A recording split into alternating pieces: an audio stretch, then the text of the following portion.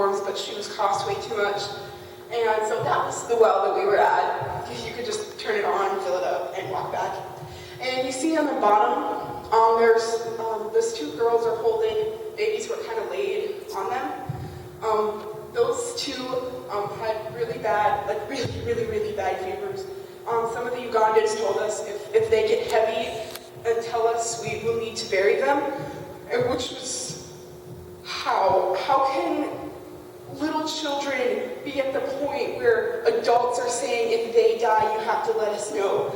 And we gave them some fever medicine, so I think what was hurting them the worst was their fever. Their fevers broke by the end of the day, and they were able to walk again. I'm not sure how long they had those fevers and if there was any brain damage or not. And you can't take them to the hospital because it was really complicated. So that was hard to see, especially when they were not older than 2 years old.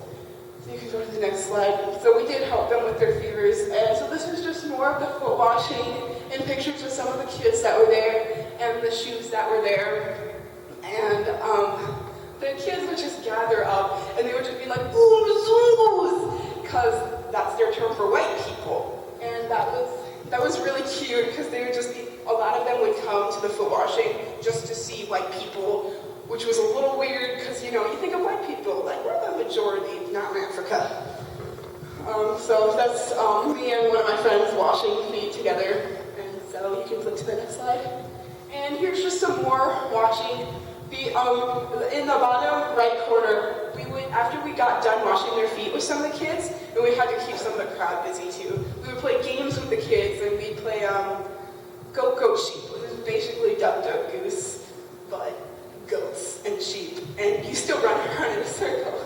And it was a lot of fun, the kids loved it. And then we played this game called Mingle Mingle, which I talked about earlier. So basically, you say mingle, mingle, mingle, mingle, and then you yell a number, 7, and then all the kids have to find 7 people, and they gather together. And so that was a fun game, and a lot of the younger children were like, oh, let's go, and they would just hug to our legs, and they wouldn't exactly let go. And so in the left is just the crowd of people, and that's only a quarter of the picture. It was so many people. Oh my word. So you can flip to the next slide. While we were in Kiboko, we also went to the open market in Kiboko town, and this was a very interesting place. I'm going to tell you a little bit what it smelled like. It smelled like rotten peanut butter on top of fish with animals and rotting fruit. It was a horrendous smell, especially once you went into the open market, everything was covered with tarps. So it was almost like going underground into this really kind of sketchy place because the walkways would be super narrow. You'd have to wiggle your way in between them, and we would go out in skirts. So, oh my word, it was hard to walk in skirts because these don't allow you to make big steps, and sometimes you have to, and it was a mess.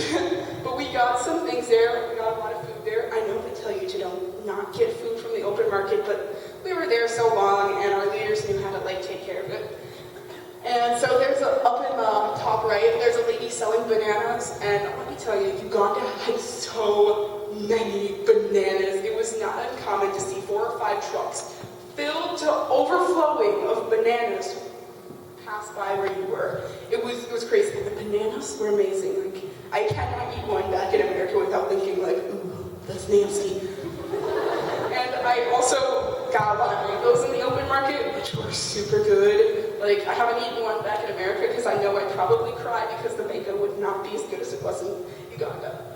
So, you can go to the next slide. Okay. Well, also while we were in Kiboko, we did some church visiting. We went to this one church. It was about an hour from where we were, and the people to worship would start dancing, and so we danced with them part of the way. They giggled at us, and they were like, "Ooh, Mazungu dancing, silly," because people apparently can't dance. And so some of the churches we walked to, because they're pretty close, and we would sing in front of them, and we'd do a little skit telling the gospel story, and they thought that was pretty cool, and then they would sing for us too. But the ladies in the church loved to make this noise. During the middle of worship, they go, I kid you not, it was the scariest thing, because it was it wouldn't even match with the music. You'd be like, how great that...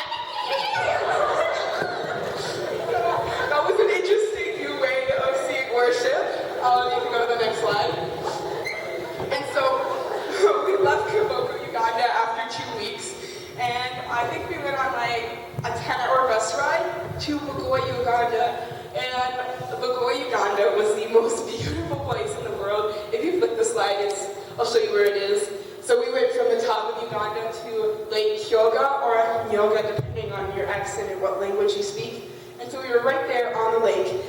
And if you can flip the next slide, this lake overlooked mountains, and the sun would rise over the mountains. Oh, it was so beautiful, and it reminded me of Lion King. So every morning I'd be like, nah, that's all I think.